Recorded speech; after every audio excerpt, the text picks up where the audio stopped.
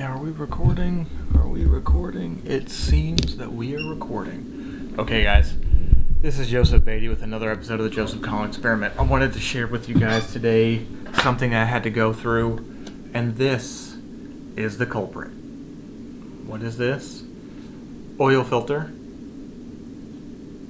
Oil filter cap. Okay, so what does that mean? Just this evening, I was working on my Ford. I have an 0560, which is a 2005 Ford Super Duty Power Stroke F550. For those who are the uninitiated, the 60 engine, which is a 6.0 liter V8 diesel engine. It's a big fucking engine. Each piston is about that goddamn big. It's huge, okay? And there's 8 of them. Each piston is roughly large, a little bit larger than the bore of this oil filter. Probably a little larger. Anyway, my point is this. For the past few months, I've been avoiding doing some work because I had a number of problems which had kind of like interlocking symptoms. I couldn't tell if the injectors were bad. I couldn't tell if... I knew it had an exhaust leak in the exhaust manifolds, but I couldn't tell if that was causing any issues. I do know that when I first got the truck, it got about 16 miles a gallon, and now it's getting about 12, 11 and a half. I also know that because of certain things, like diesels don't like to not be run. They need to be run regularly. So today, I was, after a relatively good day of work, I needed to figure out if it was this problem, or this problem, right? I needed to figure out if it was exhaust manifolds, if the injectors were bad and needed to be replaced, or if it was the exhaust manifolds, the injectors, or if there was some other issue causing some symptoms. So to solve this problem, it started some time ago, and I took a trip down to past Nashville to go to Murfreesboro, where there's a specialist for 60. And that's like, in this truck, it's like 4 hours. So I get there, and the guy gives me, I drop it off. They're like, yeah, we'll look at it, whatever. The next morning, I get a call. Your injectors are clapped out. I'm like, clapped out? What the fuck does that mean, clapped out? Short story, he just said, the injectors are bad, blah, blah, blah. I was very underwhelmed with that amount of recommendation because the truck, like I said, it took me 4 hours to get there. A 5-second response, okay? So I kind of plugged a little more, and he wasn't really forthcoming with any more information, and so I was like, okay, he thinks it's injectors. But based on it was almost flippant, the lack of,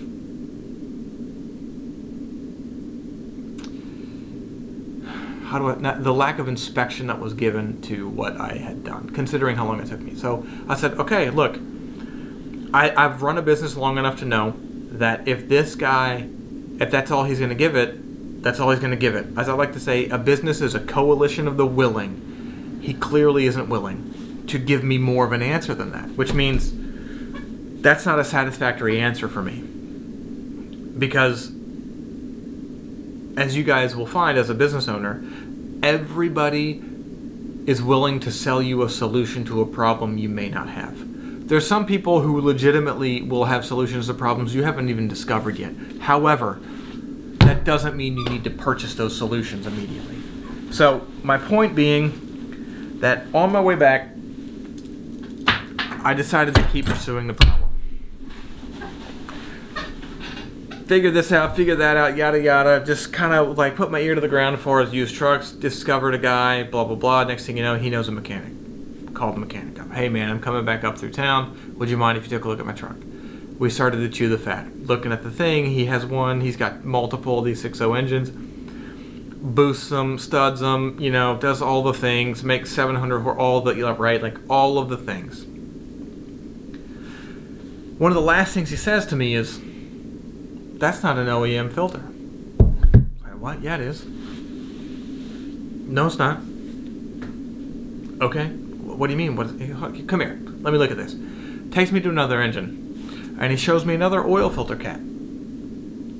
Filter cap, right? And the oil filter on the 6.0, for those who are uninitiated, the 6.0 has two sets of pistons like this, and right in the center sits the oil filter. So it's right on top of the engine. It's really easy to get to. And the oil filter for a 6.0 is like this.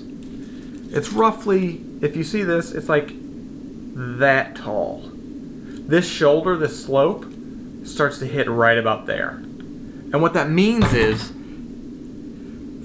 for those who are uninitiated with respect to engine maintenance, there's a housing that it sits in, and these threads go into it, and between the two, the cap and the base, it creates a unit in which oil is pumped and then sucked through it down into the engine where it lubricates the engine. Well, guess what? If you crack this, in other words, if you take it off and you twist it off, what happens is it backs off, right? Well, at the bottom of that base is this little spring-loaded thing that pops up, and it's a drain valve, meaning this oil filter was sitting off of the base the entire time I owned the vehicle, because I didn't realize that this was a non-OEM filter cap. People who are somewhat mechanically inclined immediately understand what's happening. The engine was lubricated with unfiltered engine oil. Holy shit, right? And if you're a 6.0 fan, you know what that means. I was pumping unfiltered engine oil directly into the injectors. What? What does that mean? Okay, so for those of you who don't know, the engine pressure, the pressures developed inside of a diesel engine far, far superior than that of a gasoline engine.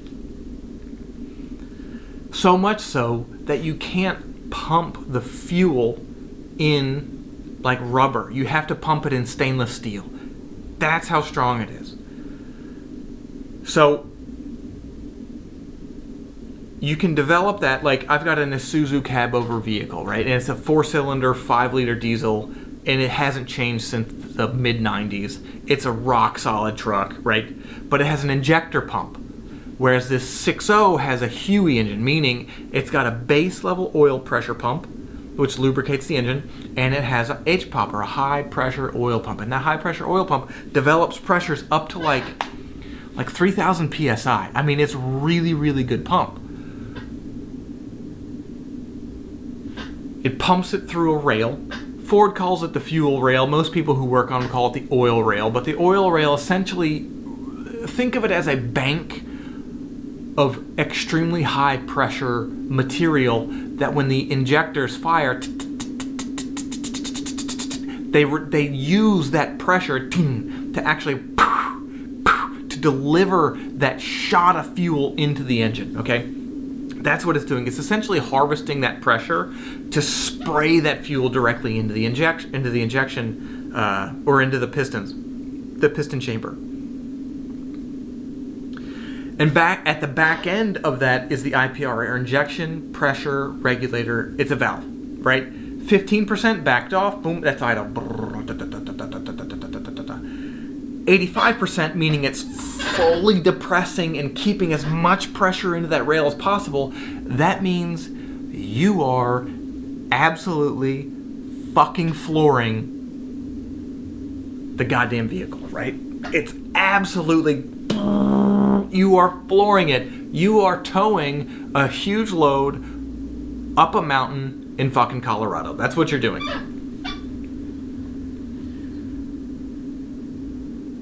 Now, what that means is, for those who may not understand what I just said, the engine oil goes into the injectors. And I have been doing it for almost 2.5 years, 2.25, whatever, 2.5 years, with unfiltered engine oil. The fucking injectors are the heart of a vehicle, right? Of a diesel. They sit there in the engine, right? They can be replaced. The injectors themselves aren't that expensive. It might be $1,000. But to get to it, you either have to remove the fender wells and take the exhaust manifolds off, or more practically, you just take the goddamn cab off, right? There's very few people who are willing to do that type of work. Take the cab off, take the exhaust manifolds off, take the heads off, and now you're starting to get access to them, right? But that means all the hoses are gone, belts are gone, cables are gone, disconnecting electrical looms. I mean, it's literally open heart surgery for a truck. It's a shit ton of work. Back to the people that I spoke with about the vehicle. My mechanic here in town told me, you have an EGR failing because I was blowing white smoke. An EGR is the exhaust gas recirculation, okay? It is essentially, think of it like cardboard, right? There's 2 layers of paper and then there's the corrugation in the center, right?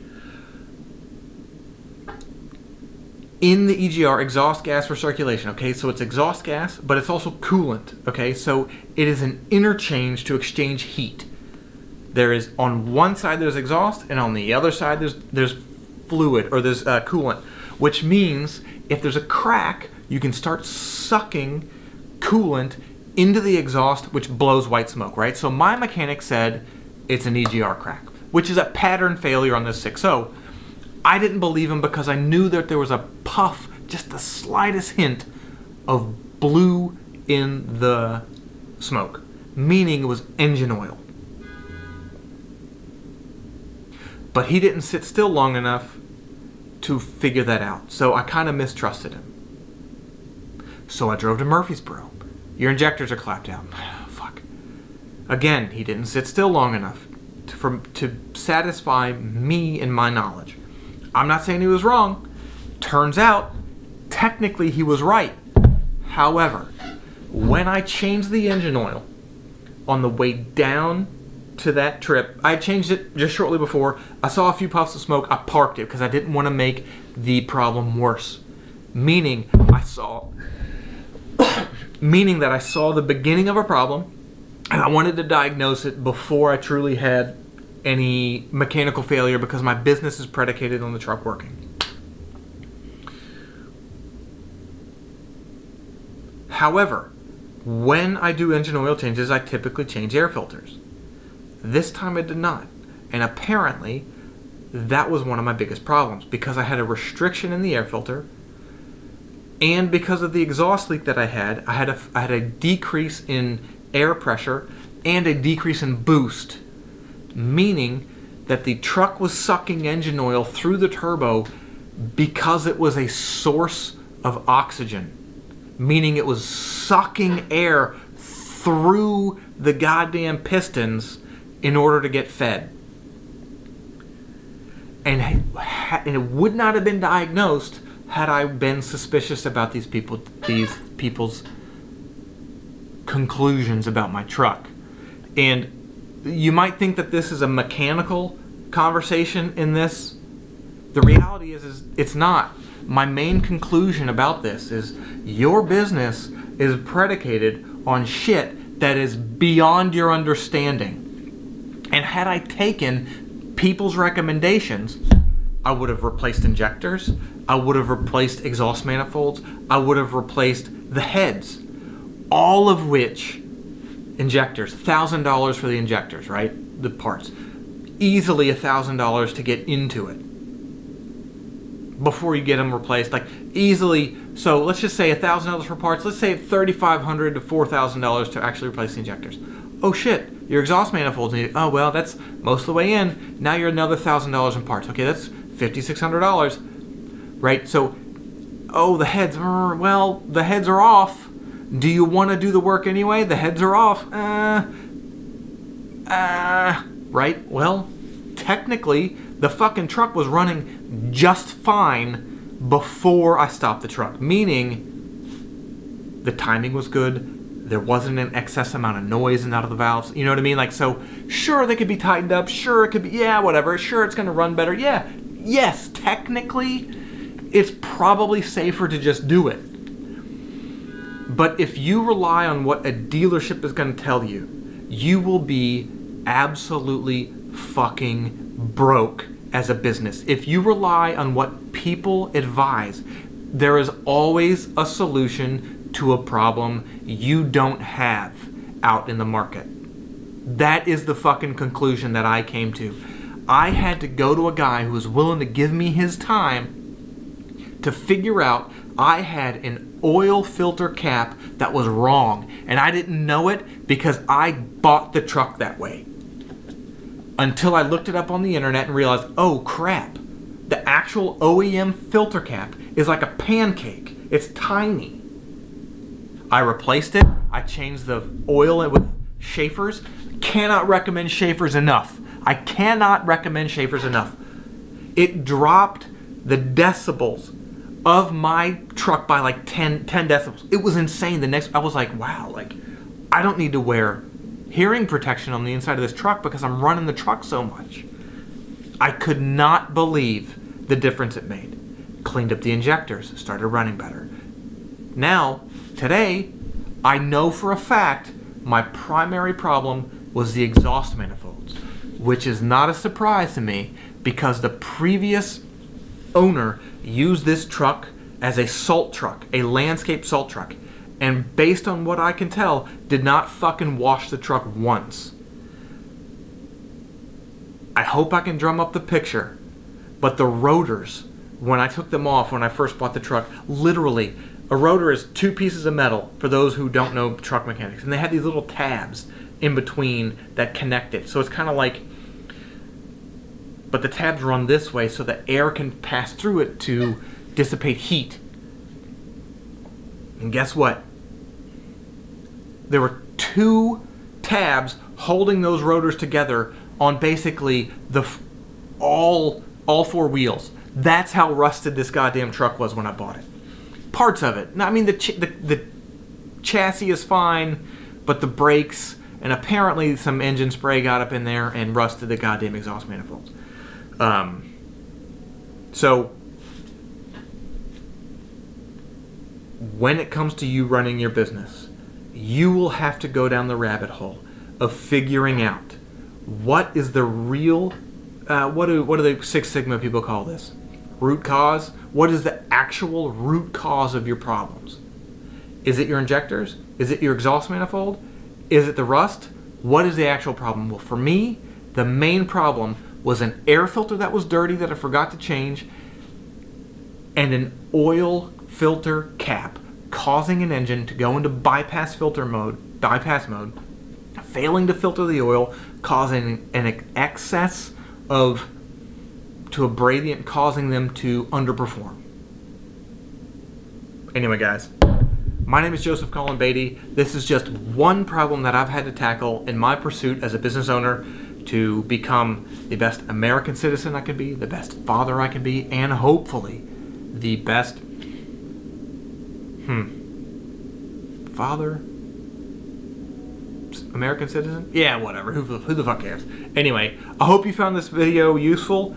I hope to do more of these. I will do more of these. But if you are an entrepreneur, if you're a father, or if you are someone who is in what I call an invisible industry, you maintain things that everybody uses and nobody knows they use, I want to talk to you. Feel free to reach out.